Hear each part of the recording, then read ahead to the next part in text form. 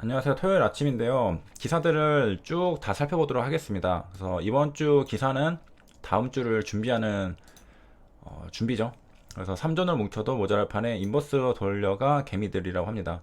그래서 개미들이 지금 돈이 넘쳐나는데 그 돈이 어디로 다 들어갔느냐 보니까 코덱스 200 선물 인버스 이거를 이제 줄여서 곧버스라고 그러죠. 여기에 1조 4천억 원이 들어갔습니다. 저도 이거 매매를 이제 좀 해본 적이 있는데 저랑은 좀 안 맞더라고요. 그래서 이걸로 수익을 본 적이 한 번도 없어요. 그래서 맨날 손실만 봐가지고 저는 이제 이거 거들떠도 안 보고 그 다음에 관심 종목에서도 아예 삭제를 했는데 이게 대단했던 게 이 V자 반등 전에 큰 폭락을 했잖아요. 그때 이게 수익이 엄청났습니다. 그래서 많은 개인들이 거기서 이제 초창기 들어갔던 개인들은 수익을 너무 크게 봤기 때문에 그걸 본 다른 이제 뒤따라오는 개인들도 매수를 했는데 그분들은 지금 다 물리신 분들이 좀 있죠. 그래서 3월 23일부터 4월 10일이니까 지금 여기 매수하신 분들은 다 물리신 분들인데 지금 고점이라고 생각해서 또 들어가시는 분들도 또 많아질 거라고 생각을 하고 있습니다. 논리는 이제 이 정도면 많이 올라왔지. 그리고 실물 경제 타격은 이제 아직 뭐 기사도 많이 나오지 않고 이제 시작되는 건데라고 생각하시는 분들은 이제 인버스를 들어가시겠죠. 그 다음에 이제 순매수를 보니까 삼성전자 우를 들어가셨고 셀트리온 헬스케어 그 다음에 원유 선물 코덱스를 많이 들어갔네요. 그래서 삼성 레버리지보다는 ETF로 들어간 걸 알 수가 있습니다. 3,900. 그래서 이거는 괴리율이 크지가 않죠. 그래서 상대적으로 투자하려면 이게 안전하다. 대신에 1배수니까 수익은 크지 않겠지만 그래도 안전하다. 그리고 코덱스 인버스, 뭐 선물 인버스. 그래서 인버스가 지금 하나, 둘, 세 개가 있습니다. 그리고 삼성 SDI. 그 다음에 이제 어제 두산솔루스 하락 이유에 대해서 질문 주신 분이 있는데요. 저도 궁금해서 찾아보니까 사모펀드에 매각설이 있습니다. 그래서 왜 하락을 했냐 보니까 일단 단기간에 급등을 했죠. 단기간에 급등을 했고 여기서 이제 거래 대상과 매매 가격에 대한 추정치가 이제 거론이 됐는데 이게 투자자들의 기대치를 만족시키지 못했던 것 같죠. 그래서 차익 실현 매물이 출회되면서 약세에 영향을 미치고 있다. 그래서 만약에 비싸게 사준다고 했으면은 올랐을 텐데 그렇지 않았던 걸로 보입니다. 뭐 정확하게는 그 여기에서는 언급이 되어 있지 않는데 그다음에 이거는 이제 어제 나왔던 기사인데 그 KB금융이 보험왕자 되찾을까 프루덴셜 앞세워 신한을 잡는다고 합니다. 그래서 무슨 말이냐면은 2.3조의 인수를 한다는 겁니다. 그래서 비은행 KB금융은 이제 그 KB은행이 있죠. 그래서 프루덴셜 생명은 이제 비은행인데 내용을 이제 보면은 이게 알짜 그룹이라고 그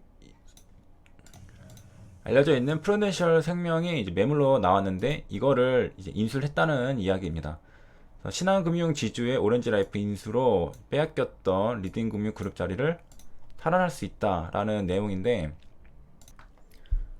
그래서 이제 경쟁을 벌였던 거는 사모펀드 MBK 파트너스 이거는 많이 들어봤죠. 그 여기저기서 많이 나오는 사모펀드고 한해컴퍼니를 이제 제치고 경쟁을 했는데 이제 인수에 성공을 했다는 겁니다. 그리고 이제 프루덴셜 생명이 매물로 나온 거는 2019년 말이었는데요. 여기 이제 공을 많이 들였다고 해요. 그래서 프루덴셜 생명의 지급 여력 비율 PBC라고 하는데 이게 515%로 업계 최상이라고 합니다. 그래서 우리가 이거 약간 PBR이랑 좀 비슷한 느낌인데 PBR이 아니라 RBC네 RBC. 그래서 잘 모르니까 일단 넘기고 그리고 경매호가시 입찰 프로그레시브 딜을 받았다고 하는데요.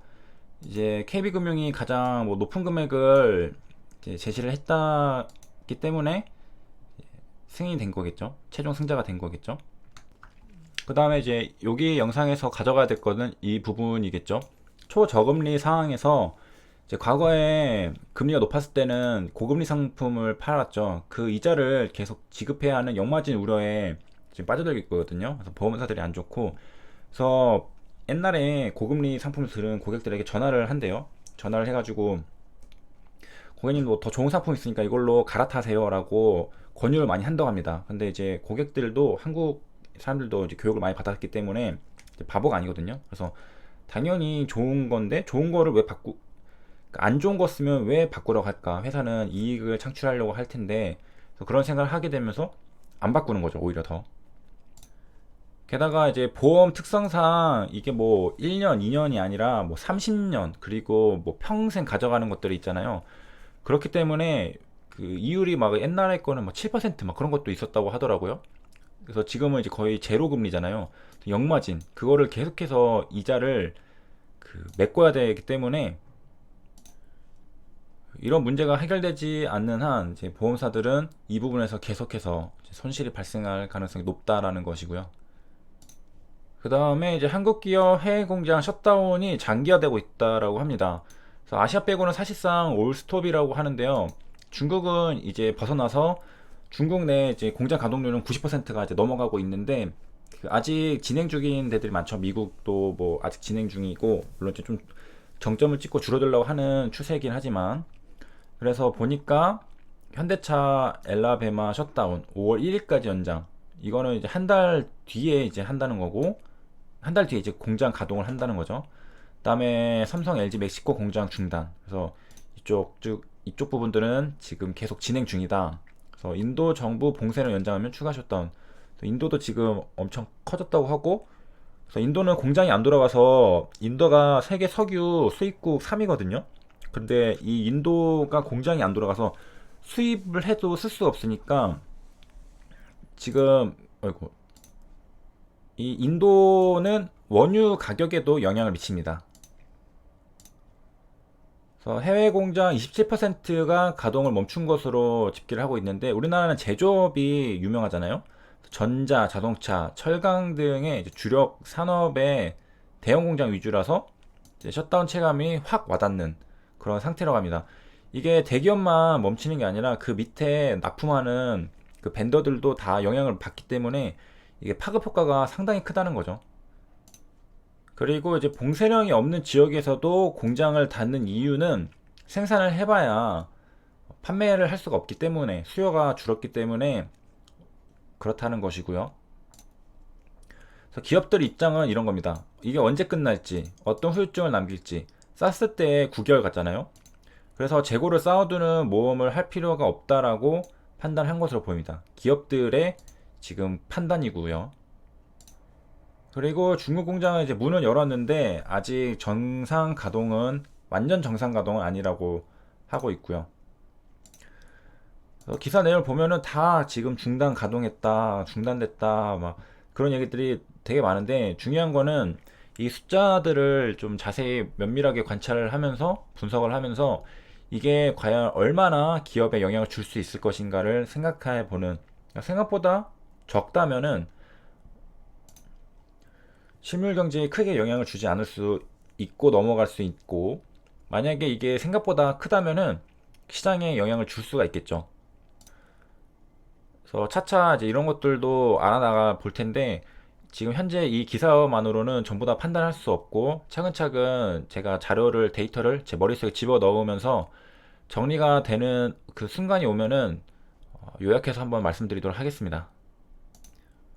그 다음에 그 김정주의 통큰 투자라는 게 있는데 비게임 분야의 투자를 이제 했다고 합니다. 그래서 넥슨 자회사 이걸 통해서 642억 원을 투자했다는데 여기는 이제 수백만 원의 패딩 브랜드라고 하네요. 투자한 회사 이름은 무스너클이라고 하고요. 그래서 3대 명품 패딩 브랜드로 꼽힌다고 합니다. 그 다음에는 이제 EU 경기 부양 극적 합의를 했다고 합니다. 그래서 716조 와 엄청 큰데 긴급 구제금융 푼다라고 했습니다. 그래서 이전에는 이게 합의 실패해가지고 한국 시장에 영향을 줬다는 기사가 있었죠. 그 순간 그 수요일인가요? 화요일인가? 그때 장 후반에 급락을 한 적이 있는데 그때 기사가 이거 합의가 실패했다라는 분석이 있었습니다. 다시 뭐 회복을 했지만 그 다음 날에 그래서 이제 긴급 구제금융을 지원하겠다라고 했는데 EU 27개 회원국 정상들이 승인을 거쳐서 최종 확정이 됐다라고 하는데요. 10년 전 글로벌 금융위기 때와는 달리 이번엔 강력하다. 그래서 금액만 해도 지금 엄청 강력하죠. 그 상당히 큰 금액인 것 같은데 그래서 미국 사례를 봐서 알겠지만은 대부분 비슷비슷합니다. 그래서 대출 보증, 뭐 중소기업 중심으로 지원, 우리나라도 중소기업을 중심으로 지원을 하는 정책이죠. 그리고 뭐 대출 보증, 그 다음에 이제 실업자, 미국 같은 경우 실업자 이제 급여를 주죠. 그래서 유럽도 실업자들이 많이 생기니까 이런 사람들에게 보조금을 지원하는 정책. 미국은 뭐 그런 말도 있죠. 그 1600만이었나? 그 실업자가 이제 대거 생겼는데 다 돈을 쥐어주니까 사실상 실업자가 아니라 그 1600만 명의 전업 투자자를 만들었다. 그래서 돈을 쥐어주고 주식을 사는 그렇게 될 수가 있으니까 뭐 달러야 뭐 계속 찍어내면 되니까 아무튼 뭐 그런 얘기도 있었는데 그래서 대부분 이제 정부 정책들이 다 비슷비슷합니다. 그래서 그 대출 보증해주고 중소기업 도와주고 실업자들 지원해주고 네, 그래 여기서 나왔네요. 7일 16시간에 걸쳐 밤새 협상을 했으나 유로 채권 발행 문제를 두고 이제 충돌하면서 실패를 했었습니다. 그래서 한국 시장에도 영향을 줬다라고 하고 그 다음에 이제 유가가 한 번 더 협상을 했죠. 그래서 유가 안정 원론적 합의를 했다고 합니다. 그래서 감산 목표를 1,500만 배럴로 상향 논의도 있다라고 하는데 좀 내용을 밑에 자세히 보도록 하겠습니다. 최종 합의에는 도달하지 못한 것으로 12일 알려졌죠. 그래서 최종 타결을 이루지 못했고 1천만 배럴은 산유량의 10%에 해당하는 거니까 산유량은 1억 배럴이죠. 1억 배럴. 그래서 이제 보니까 멕시코가 박차고 나섰잖아요. 결과적으로 보니까 사우디아라비아랑 러시아가 하루 250만 배럴씩 감산. 그다음에 이라크가 100만, 그리고 아랍에미리트가 70만, 나이지리아 42만. 그래서 멕시코가 40만 배럴인데 이전에는 여기 밑에 있네요. 10만 배럴만 감산이 가능하다. 그 자기들이 생산하는 게 100만이거든요. 그 중에 10%인 10만만 하겠다라고 했는데 멕시코는 지금 경제를 살리려고 정책을 피고 있는 중인데 그 원유에 의존하는 것도 좀 있기 때문에 그렇게 입장을 고수를 했었는데 이번에 이제 미국이 좀 달랬어요. 그래서 미국이 이제 상당 부분을 이제 떠안겠다. 그래서 제가 봤던 여기도 있네요. 그래서 25만에서 30만 배럴을 미국이 메워주기로 한 겁니다. 그렇기 때문에 실제로 멕시코는 이 중에서 원래 기존에 10만이랑 15만 그 정도 배럴 감산하고 미국이 이렇게 챙겨주니까 최종적으로 멕시코도 40만이 찍힌 겁니다. 그래서 결국에는 미국이 양보를 해서 이제 해결을 한 거니까 어떻게 보면은 이제 미국이 조금 아쉬우니까 미국도 어느 정도 그 독점 방지법, 반독점법 그런 것 때문에 안 된다고 했던 미국이 이거를 메워주겠다라고 이제 말을 한 거죠. 그러니까 미국의 입장은 감산을 하고 싶은 거죠. 트럼프 입장도 그렇고. 그 다음에 미국시 CP 매입을 시사하는이라고 합니다. 정부가 신용보강으로 화답해야. 그래서 이게 지금 이야기가 더 진행이 된 건지 아니면 같은 이야기 반복하는 건지를 봐야 할 텐데 자, 페드는 SPV를 설립해서 CP를 매입했죠. 그리고 그 지금 하나는 비은행 금융회사에 대한 대출을 한다 정도까지만 돼 있는 상태인데 CP 매입은 정부가 보증을 해줘야 된다라고 입장을 밝혔습니다. 그런데 과연 여기서 뭐 진행이 된 게 있나?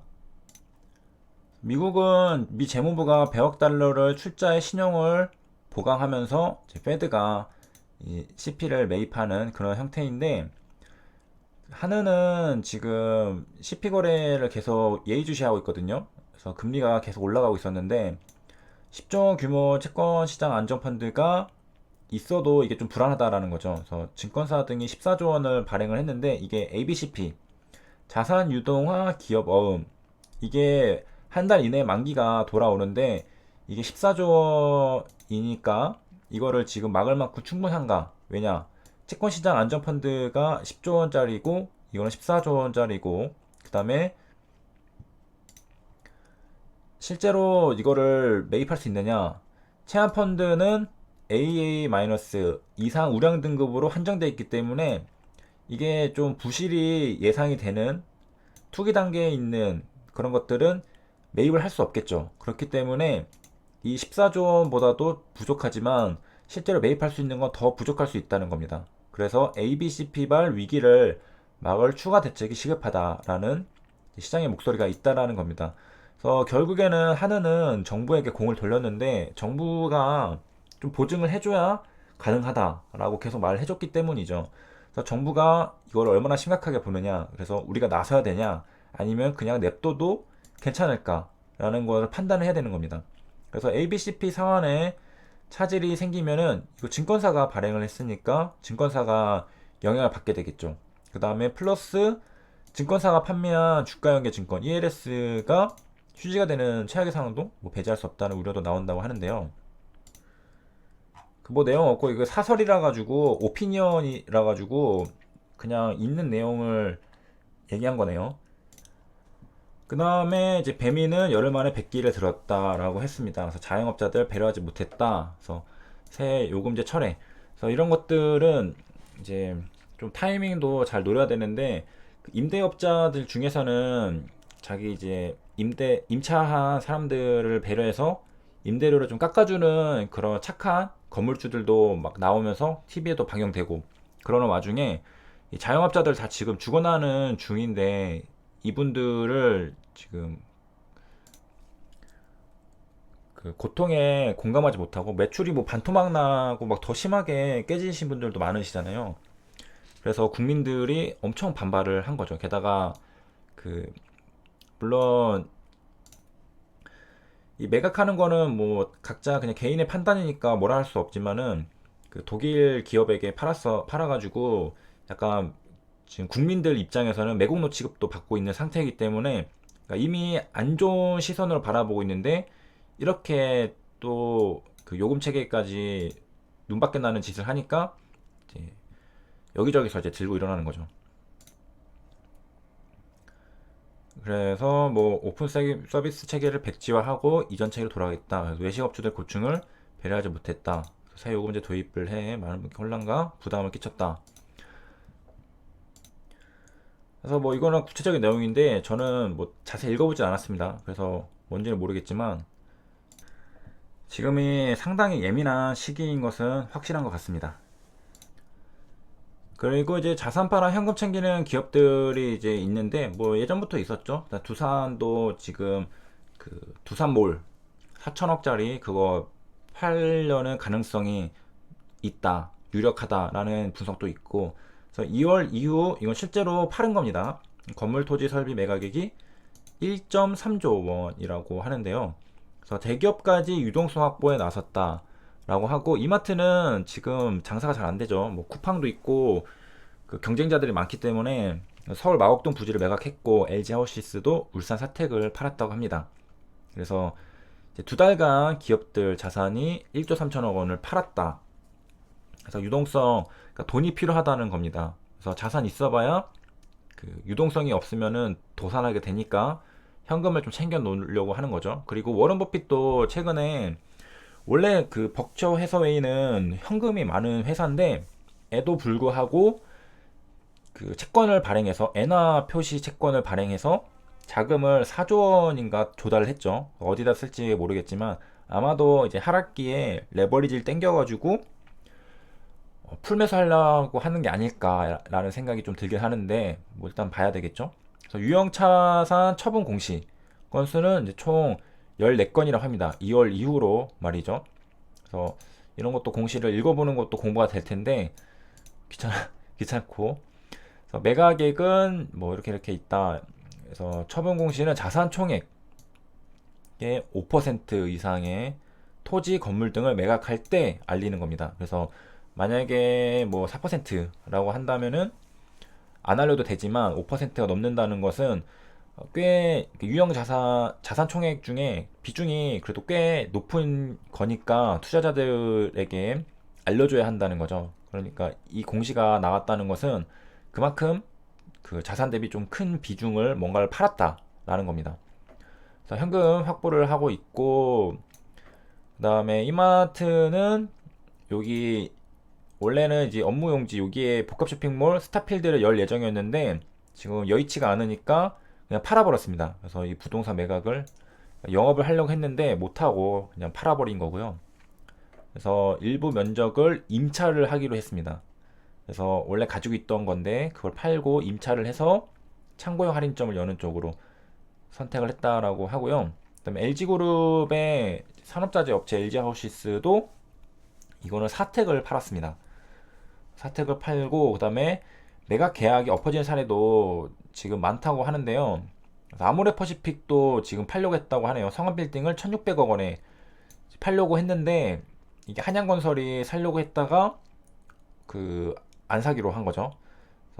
기업들도 사실 이렇게 큰 금액들은 그 일반 개인이 사기 힘들고 기업들이 사잖아요. 그런데 그 기업들도 기업이니까 한양건설도 기업이니까 지금 자금 압박을 받을 수 있다는 거죠. 유동성이 없으니까 지금 살려는 사람도 찾기가 힘든 상태가 될 수 있습니다. 다들 현금을 확보하려고 하니까. 그래서 여기 한 경제단체 고위관계자라고 말하는데 한계 기업, 뭐 좀비 기업 이런 기업들은 이제 현금을 구할 수 있는 길은 자산 매각밖에 없다라고 하고 있는데요. 이 한계라 기업이라는 거는 그냥 제 한계에 다다랐다라고 생각을 하면 편합니다. 그래서 이 말을 보면은 자산 매각을 하는 기업들은 지금 한계 기업이 아닐까라고 좀 추측은 해볼 수 있다는 겁니다. 그래서 자산 매각했다고 현금을 확보했다라고 좋아하기보다는 이게 지금 기업이 다른 데서 자금을 조달하는, 예를 들면 뭐 회사채를 발행하던가 뭐 유상증자를 하던가 뭐 대출을 하던가 여러 가지 방법들이 있을 텐데 지금 그런 것들이 안 돼서 어쩔 수 없이 자산 매각하는 게 아닌가라는 것을 분석하는 게 좀 중요할 것 같아 보입니다. 그래서 지금 시기에는 저가 매수를 할 수 있는, 지금 뭐 많이 올라왔기 때문에 좀 타이밍이 지나긴 했지만 저가 매수를 할 수 있는 건데 그걸 잘해야 되는 게 그 좋은 기업을 저가 매수를 해야 되지 망할 수 있는 기업을 저가 매수하면은 더 떨어지거든요. 그래서 이거 얘기하니까 생각나는 게 그 500억 지금 300억대인가요? 그, 그 손모영아 슈퍼개미 님도 그 은행원 출신이었잖아요. 그래서 재무제표랑 그 기업들이 영업을 어떻게 잘하고 있고 못하고 있는 거를 재무제표를 정말로 잘 보시는 분인데 그거는 이제 거의 망해갈 것 같은 그런 기업, 그 기업들이 상한가 가면 또 엄청 가잖아요. 점상은 가고 그런 것들을 구별을 엄청 잘했어요. 그래서 그 한 번도 뭐 상패를 당한 적이 없고 그 왜냐 재무제표를 너무 잘 보니까 그런 것도 구별 너무 잘하니까 그래서 리스크가 엄청 커 보이지만 거기에 기회를 볼 수 있는 사람이었던 거죠. 그래서 돈을 엄청 많이 벌었는데 아무튼 이런 것들을 구별을 잘할 수 있는 그 눈이 또 가지는 것도 중요하고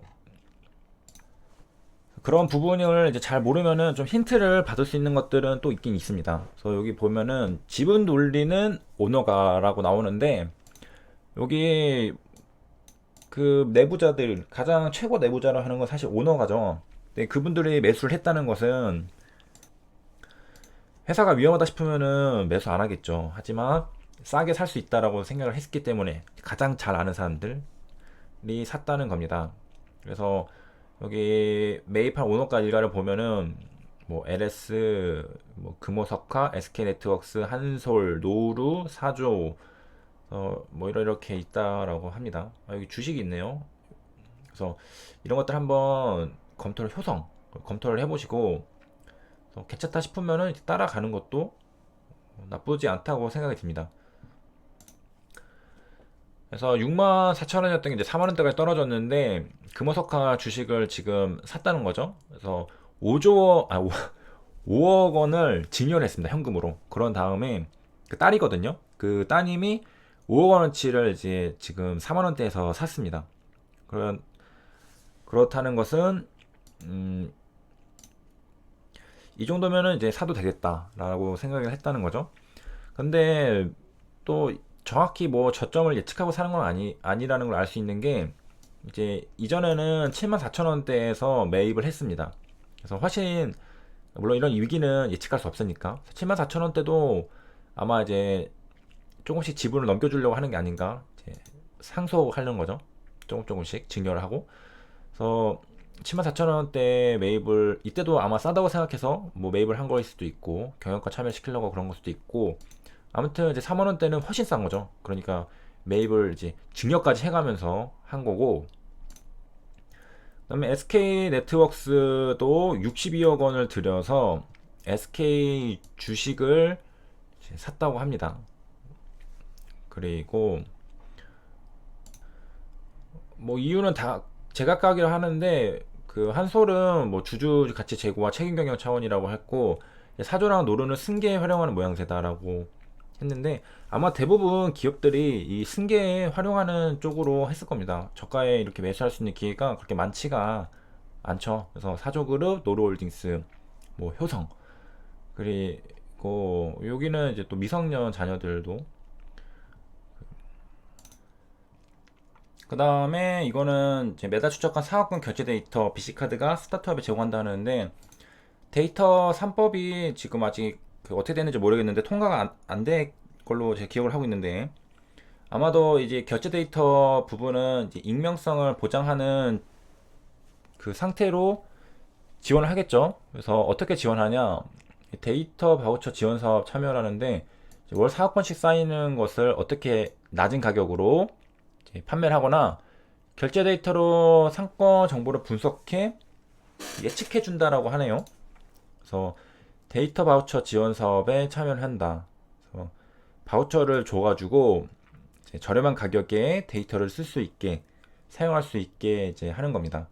그래서 데이터 종류를 보니까 원천 데이터는 가맹점 매출 거래 내역, 기본 분석 데이터는 연령, 성별 소비, 지역 업종별 매출, 의용 분석 데이터는 시간대별 소비 패턴, 테마별 고객 분류. 그러니까 데이터 3법은 자신의 그 신상이 들어가면 안 되는 거였잖아요. 그거를 이제 해도 된다라고 하려고 했던 건데 그게 아직 막혀 있는데, 이 데이터들을 보니까 그 자신의 뭐 이름 뭐 그런 것들은 들어가 있지 않죠. 그래서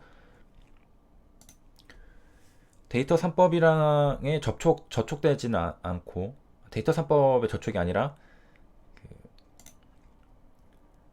그건 풀어주려고 한 거였고, 개인정보 보호법 그런데 이제 저촉되지는 않을 걸로 보이고. 그래서 미래에 뭐 어떻게 될지 모르겠지만 데이터 3법이 이제 통과가 된다면은 여기에 뭐 개인 정보들도 좀 들어갈 수 있겠죠. 일단 여기까지 하고 이어서 하도록 하겠습니다. 좀 쉬었다가 올게요. 시청해주셔서 감사합니다.